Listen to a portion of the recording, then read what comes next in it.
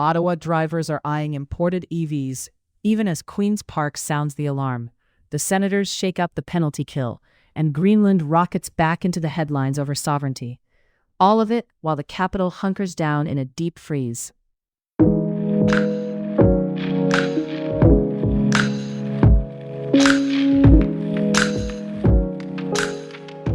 Quick weather for Ottawa, around -15 Celsius today, a high near -10 and a low near -24, with snow. Safety first this morning. Ottawa Fire says 2 high-occupancy buildings were evacuated Saturday after dangerous carbon monoxide levels were detected. At the Hyatt Place Hotel, crews traced the source to the HVAC system. Readings reportedly reached up to 200 parts per million, levels that can be life-threatening. About 100 people were evacuated, and responders moved fast to ventilate the spaces. If you're listening at home or in a rental, this is your nudge. Check your CO alarms and change those batteries. Elsewhere in the province, Windsor fire crews battled a serious house fire on Oak Street. 25 firefighters were on scene at the peak as flames spread from the second floor into the attic before being brought under control. Cold or not, Ottawa's outdoor spirit showed up this weekend. Families and friends braved a -27 wind chill to ice fish on the Ottawa River at Keytree Island Marina. Regulars like Dennis Bergeron and Reg Kalaruex, 45 and 60 years of fishing experience between them, call it a tradition worth keeping, and they're passing it on to the next generation. The marina says the ice is about 14 inches thick and inspected regularly for both foot traffic and vehicles. More than 100 huts are out there now, and for many, what starts as a rental becomes an annual ritual, and eventually, a hut of their own. And on Parliament Hill, hundreds gathered in -20 to show support for people in Iran and to call for more action from Canada, another reminder that even in the cold, this city finds a way to stand together. On the ice of a different kind, the Ottawa Senators have tweaked their penalty kill strategy, no longer leaving the unit solely in the hands of assistant coach Bob Jones's replacement, Davis Payne? Not quite. Reports point to the team pulling it from being solely managed by Baumgartner after struggles shorthanded put playoff hopes in jeopardy. A mid-season shakeup is never easy, but if you've watched the goals against while down a man, you know something had to give. Special teams can swing a season. We'll see if this reset tightens the box and pressures the points the way it needs to against the heavy cycle teams coming up. Now to a story that blends climate goals, affordability, and trade politics.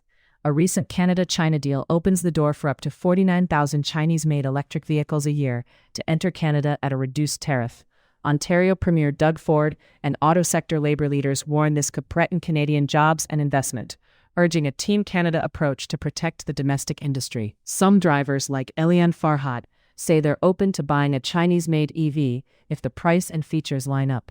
For many households, affordability is the deciding factor in going electric, and cheaper models can accelerate adoption and cut tailpipe emissions. The policy tension is real. How do we scale EV uptake for climate targets while making sure we don't hollow out manufacturing at home? Expect this debate to heat up at Queen's Park and on Parliament Hill as shipments begin and dealers test the market. Speaking of Parliament Hill, MPs are back, and opposition parties say Prime Minister Mark Carney needs to turn bold words into action on the economy. Carney's been on the road pitching Canada to investors and promoting a global order grounded in human rights, sustainable development, sovereignty, and territorial integrity. At home, though, the focus is on jobs and affordability. The NDP wants quick moves on employment, housing, healthcare, and the cost of living. The Conservatives are pushing a capital gains tax credit to spur investment in Canadian businesses and say they'll target what they call hidden taxes that make food more expensive. With households stretched and business confidence uneven, watch for the budget frame to coalesce quickly and for pocketbook measures to take center stage. Boardrooms are already bracing. Canadian companies are seeing more foreign interest as a weaker Canadian dollar and lower interest rates make assets look cheap.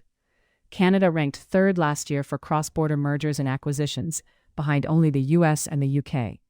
Investment bankers say clients are getting more selective, separating friendly buyers from opportunistic bids, and building defenses against unsolicited offers.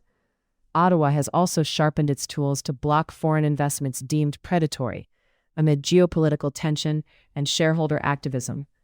If you work in a sector on Washington's or Beijing's radar, or in critical minerals, energy, or advanced manufacturing, expect more scrutiny on who's buying and why. To Quebec and City Hall politics, Christine Frechette is officially in the race to lead the CAQ, with support from several MNAs and cabinet allies. Environment Minister Bernard Drainville is also in, pitching a right-of-center nationalism as François Legault's resignation reshapes the province's political map. Meanwhile, in Ottawa, home builder Alex Lawson, known for conservative ties, has jumped into the mayor's race, promising to restore the city's former functionality. And in Quebec's broader debate, PQ leader Paul Saint-Pierre Plamondon seized on comments by Prime Minister Carney to claim Ottawa is already telegraphing a federalist no in a potential referendum. Translation: expect sovereignty and federal-provincial friction to be back in the spotlight. Internationally, Greenland is suddenly in the middle of a storm. Reports say U.S. President Donald Trump initially insisted on U.S. ownership of Greenland, citing national security, before a sharp U-turn after talks with NATO Secretary General Mark Rutte.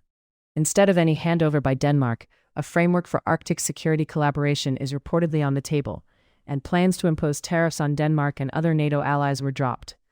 Greenland's Prime Minister Jens Frederik Nielsen is demanding respect for the island's sovereignty in any U.S. discussions. China and Canada have both voiced support for Greenland's sovereignty, with China also signaling it wants a constructive Arctic role.